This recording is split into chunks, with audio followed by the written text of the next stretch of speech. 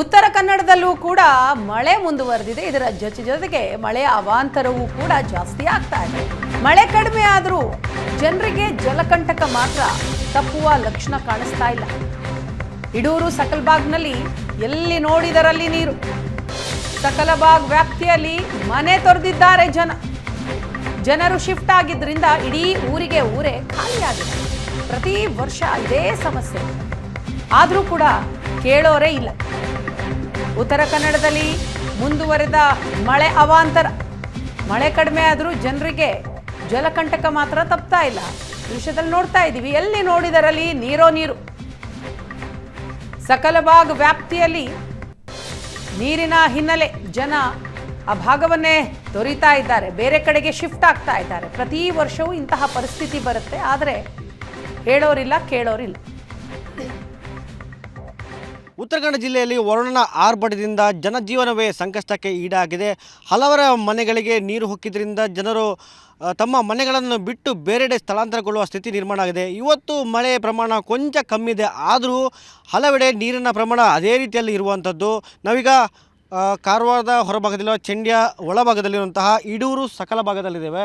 So ಇಲ್ಲಿನ ಪರಿಸ್ಥಿತಿ ನೋಡ್ಕೋಬೋದು. ಸುತ್ತಲಿನ ಪ್ರದೇಶ, ಇಲ್ಲಿ ಏನು ಪಕ್ಕದಲ್ಲೇ ನೇವಿ ಕೂಡ ಇದೆ. ಸೊ ನೇವಿ ಆ ಭಾಗದ ಸಮುದ್ರ ಭಾಗ ಇರುವಂಥದ್ದು. ಸೊ ನೇವಿಗೆ ತಾಗಿಕೊಂಡು, ನೇವಿ ಪ್ರದೇಶಕ್ಕೆ ತಾಗಿಕೊಂಡು ಇರುವಂತಹ ಏನು ವ್ಯಾಪ್ತಿ ಇಡೂರು ಸಕಲ ಭಾಗ. ಸೊ ಇಲ್ಲಿನ ಪ್ರತಿಯೊಂದು ಏರಿಯಾ ನೋಡ್ಕೋಬೋದು. ಉದ್ದ ಊರಿಗೂ ಇಲ್ಲಿ ನೋಡಿದರೂ ನೀವು ನೀರು. ಅಲ್ಲಿನ ಸ್ಥಳೀಯ ಕೆಲವು ಮನೆಗಳಿವೆ, ಆ ಮನೆಗಳಿಗೆ ಕೂಡ ನೀರು ಹೊಕ್ಕಿತ್ತು. ಎಲ್ಲಿ ಕೂಡ ಈಗ ಹೋಗಲಾದ ಪರಿಸ್ಥಿತಿ.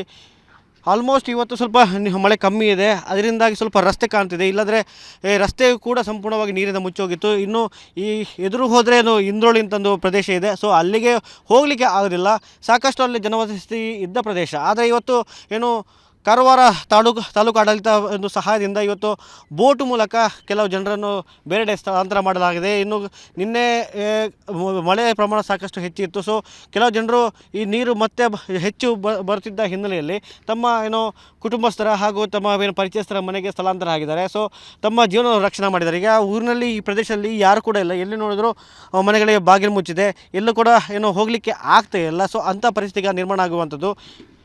ತಾಲೂಕು ಆಡಳಿತ ಬೇರೆ ಇನ್ನು ಜನರು ಎಲ್ಲೆಲ್ಲಿ ಸಂಕಷ್ಟಕ್ಕೀಡಾಗಿದ್ದಾರೆ ಅಲ್ಲಿ ಎಲ್ಲವೂ ಕಾಳಜಿ ಕೇಂದ್ರಗಳನ್ನು ತೆರೆದು ಅಲ್ಲಿ ಜನರನ್ನು ಈಗಾಗಲೇ ಸ್ಥಳಾಂತರ ಮಾಡಿದ್ದಾರೆ. ಎಲ್ಲೂ ಜನರಿಗೆ ಜೀವಕ್ಕೆ ಹಾನಿ ಆಗಬಾರ್ದು ನಿಟ್ಟಿನಲ್ಲಿ ಎಲ್ಲ ಒಂದು ಸಿದ್ಧತೆಗಳು ಮಾಡಲಾಗಿರುವಂಥದ್ದು ನೋಡ್ಕೋಬೋದು. ಉದ್ದಕ್ಕೂ ಆ್ಯಕ್ಚುಲಿ ಇದು ಒಂದು ಕೆಲವು ಹೊಲ ಪ್ರದೇಶ ಇತ್ತು, ಕೆಲವು ನಾರ್ಮಲ್ ಲ್ಯಾಂಡ್. ಆದರೆ ಇವತ್ತು ಈ ಕಡೆಯಿಂದ ನೀರು ಸಮುದ್ರಕ್ಕೆ ಸೇರಲಾಗದ ಪರಿಸ್ಥಿತಿಯಿಂದಾಗಿ ಇಲ್ಲಿ ಸಂಪೂರ್ಣವಾಗಿ ನೀರು ಆವರಿಸಿಕೊಂಡಿದೆ. ಯಾವುದರಿಂದ ಈಗ ನೌಕಾನೆಲೆ ಪ್ರಾರಂಭವಾಯಿತು, ಅಲ್ಲಿ ತಡೆಗೋಡೆ ಕಟ್ಟಿದ್ದಾರೆ, ಅಲ್ಲಿಂದ ಸಮುದ್ರಕ್ಕೆ ನೀರು ಹೋಗುವುದಿಲ್ಲ. ಸೊ ಇದರಿಂದಾಗಿ ನೀರು ಸ್ಟಾಕ್ ಆಗುತ್ತೆ, ಮೇಲಿಂದ ಭಾಗದ ಹರಿದು ಬರ್ತದೆ, ಅದೆಲ್ಲವೂ ಇಲ್ಲೇ ಬಂದು ಸ್ಟಾಕ್ ಆಗುವಂಥದ್ದು.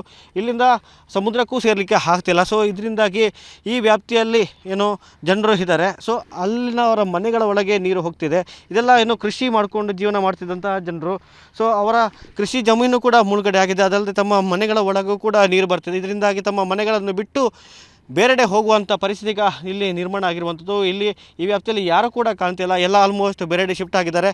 ಪ್ರತಿಯೊಂದು ಕಡೆಗಳು ಜನರು ಎಲ್ಲ ತಮ್ಮ ಮನೆಗಳನ್ನು ಬಿಟ್ಟು ಬೇರೆಡೆ ಅಂದರೆ ತಮ್ಮ ಅಗತ್ಯ ವಸ್ತುಗಳನ್ನು, ಅಮೂಲ್ಯ ವಸ್ತುಗಳನ್ನು ಎಲ್ಲ ಬಿಟ್ಟು ಬೇರೆ ಕಡೆ ಈಗಾಗಲೇ ಸ್ಥಳಾಂತರ ಆಗಿರುವಂಥದ್ದು. ಕ್ಯಾಮರಾ ಪರ್ಸನ್ ಗಿರೀಶ್ ನಾಯ್ಕ್ ಜೊತೆ ಭರತರಾಜ್ ಕಲಾಡ್ಕ, ಏಷ್ಯಾನೆಟ್ ಸುವರ್ಣ ನ್ಯೂಸ್, ಕಾರವಾರ.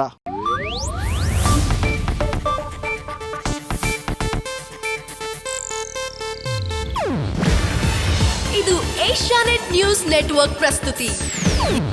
ನೀವು ನೋಡ್ತಿದ್ದೀರಾ ಏಷ್ಯಾನೆಟ್ ಸುವರ್ಣ ನ್ಯೂಸ್.